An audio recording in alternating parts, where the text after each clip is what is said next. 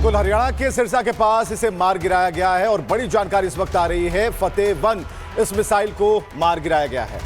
तो भारत ने पाक के फतेह 1 मिसाइल को जिसको मार गिराया है, उसकी रेंज भी बहुत ज्यादा नहीं है, छोटी रेंज की ये मिसाइल है, लेकिन ये भारत के लिए बड़ी कामयाबी है। बंसल सर हमारे साथ लगातार जुड़े हुए हैं। सर, ये जो फतेह 1 है, जिस मिसाइल को मार गिराया गया है, इसे लेकर के पाकिस्तान की तरफ से दावे बड़े बड़े किए जाते हैं, लेकिन जो सच है वो हर मोर्चे पर पाकिस्तान का खुल करके सामने आ रहा है। चाहे वो ड्रोन को लेकर के हो, चाहे उनके मिसाइल को लेकर के हो, फिर उसके बाद उनका एक झूठ भी सामने आ जाता है कि हम तो रेंज चेक कर रहे हैं। बिल्कुल, आपने ठीक कहा। ये जो है उनका एक फ्रस्ट्रेशन है और वो अपना डींगे मारते रहते हैं। उनकी और मिसाइल नाकामयाब है। आपको रोक रहे हैं। इस समय बड़ी जानकारी आ रही है, बड़ी और अहम खबर आपको बता दें। इस समय की उरी सेक्टर में भीषण गोलीबारी हो रही है, ये जानकारी हमें मिल रही है। एरावत को ले आइए, जतिन को ले आइए। एरावत हमारे सहयोगी हमारे साथ लगातार बने हुए हैं, जतिन हमारे सहयोगी हमारे साथ जुड़ गए। दोनों ओर से ताबड़तोड़ फायरिंग हो रही है। जतिन, एरावत, क्या इस समय वहां पर अपडेट्स है, जरा बताइए दर्शकों को, उरी सेक्टर में क्या हो रहा है?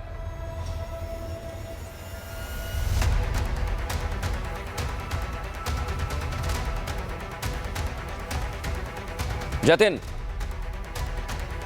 बिल्कुल, देखिए, उरी सेक्टर में दोनों तरफ से जो फायरिंग है वो की जा रही है और कहीं ना कहीं पाकिस्तान फिर से सीज फायर वॉयलेशन तो कर ही रहा है, लेकिन रेजिडेंशियल इलाकों को टारगेट किया जा रहा है। और यही कारण है कि कल रात में भी ऐसी तस्वीरें देखने को मिली थी कि हैवी शेलिंग जो है वो वहां पर की जा रही है और जो दोनों तरफ से जवाब जो है वो भारत भी देता हुआ नजर आ रहा है। लेकिन सबसे और बड़ी और महत्वपूर्ण बात यह कि किस तरीके से पाकिस्तान आर्मी घुसपैठ कराने की कोशिश करती है और उसके बिल्कुल उलट कि किस तरीके से रेजिडेंशियल इलाकों को टारगेट किया जाता है। और उसकी तस्वीर कल हमने देखी भी कि कई ऐसे घर थे जहां पर शेल पाकिस्तान आर्मी के गिरे और उसके बाद भारी नुकसान उन घरों को भी हुआ। हालांकि अच्छी बात यह है कि फोर्सेस ने लगातार जो सटे हुए घर हैं उनको पूरे तरीके से खाली कराया गया। सायरेंस वहां पर इंस्टॉल किए गए, लोगों को बंकर्स में शिफ्ट करने का काम जो फोर्सेस है उनके द्वारा किया जाता है। लेकिन सबसे बड़ी बात यही है कि जिस तरीके से सीज फायर वॉयलेशन तो अलग है, लेकिन जो फायरिंग की जा रही है वो रेजिडेंशियल इलाकों में की जा रही है, लोगों के घरों को टारगेट किया जा रहा है, जिसमें लोगों को भी रोष है। लोग भी इस बात को कह रहे हैं कि आखिरकार उनकी क्या गलती, पाकिस्तान उनके घर को निशाना क्यों बना रहा है। लेकिन पिछले 6 घंटों की बात आ रही थी,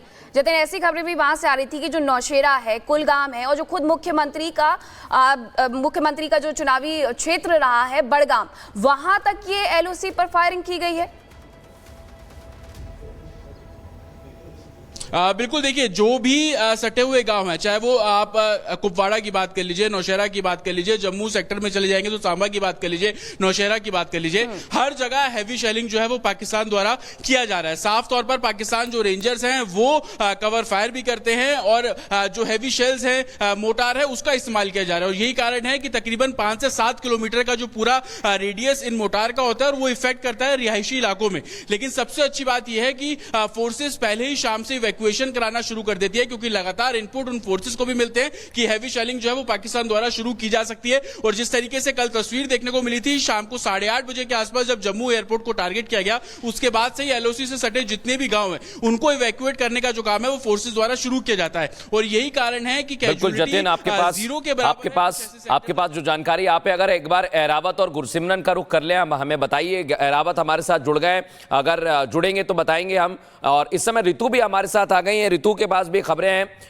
गुजरात में वो इस समय मौजूद हैं, बॉर्डर का स्टेट है। ऋतु, बताइए वहां पर क्या स्थिति है। आपने बताया कि ब्लैकआउट्स वहां पर रहा है, बताइए हमारे दर्शकों को।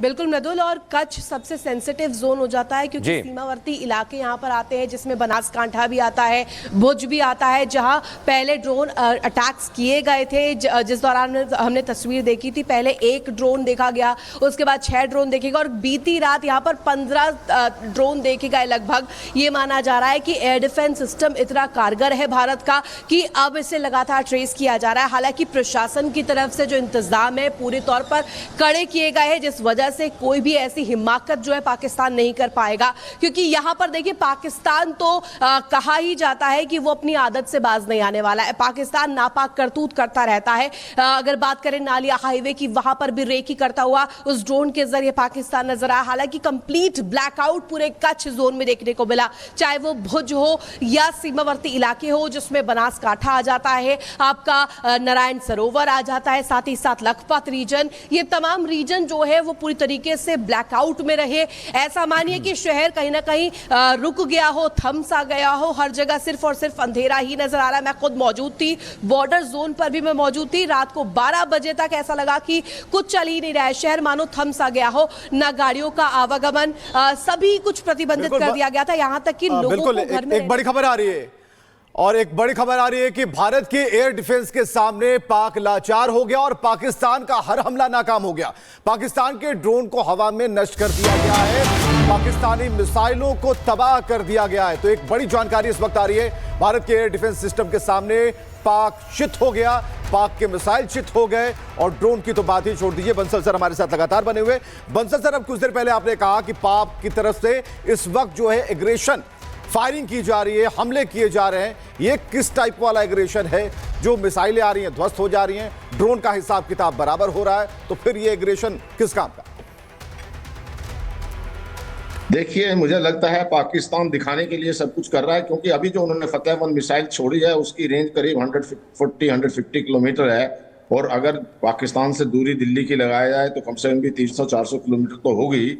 अब ये बात समझ में नहीं आती, वो दिल्ली को टारगेट कर रहे हैं, मिसाइल छोड़ रहे हैं जिसकी रेंज ही उससे आधी भी नहीं है, और उसको जो है हमारी सेना ने, जो हमारे एयर डिफेंस सिस्टम ने मार गिराया गया वहाँ पर सिरसा में।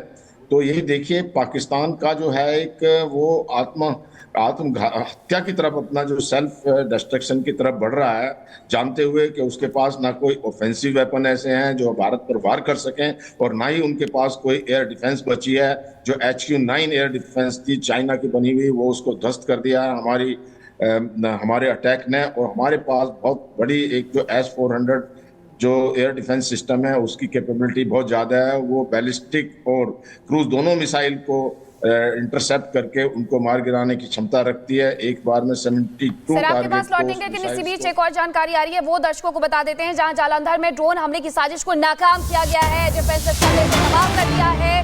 रात 1:30 से 2 के बीच में पाकिस्तान के 2 फाइटर जेट गिरा दिए गए हैं। बड़ी खबर मिल रही है हमारे पास, पाकिस्तान के 2 फाइटर जेट्स गिरा दिए गए हैं श्रीनगर में, और पायलट की खोज जारी है। ये बड़ी जानकारी इस समय मिल रही है, बहुत अहम जानकारी हमारे सहयोगी गुरसिमरन हम तक पहुंचा रहे हैं। पाकिस्तान के 2 फाइटर जेट ढेर कर दिए गए हैं और पायलट की तलाश जारी है। ये बहुत बड़ी खबर है, और कुछ और खबरें भी हमारे पास आ गई हैं। विवेक, हम देख पा रहे हैं श्रीनगर एयर स्ट्रिप को टारगेट करने की कोशिश की गई, आप सोचिए जरा। और इधर ये खबर है कि पाक ने जो कोशिश की है उसे हमने मार गिराया है। बिल्कुल, जो पाक की जो कोशिश है उसे हमने मार गिराया, लेकिन सबसे अहम जानकारी जो इस वक्त दे रहे हैं वो इस बात को लेकर कि 2 फाइटर जेट मार गिराए गए, यानी कि 10 बजे जो प्रेस ब्रीफ होगी उसमें 2 और फाइटर जेट मार गिराए जाने की जो लिस्ट तैयार हुई है वो उसमें नाम जुड़ गया है। और इस वक्त बंसल सर हमारे साथ लगातार बने हुए। बंसल सर, 2 जेट गिराए गए हैं, लेकिन पाकिस्तान के सैनिक बैकफायर कर रहे हैं, सपोर्ट कर रहे हैं, जैश के आतंकियों को घुसाने के प्रयास कर रहे हैं। और इसके अलावा जो जानकारी है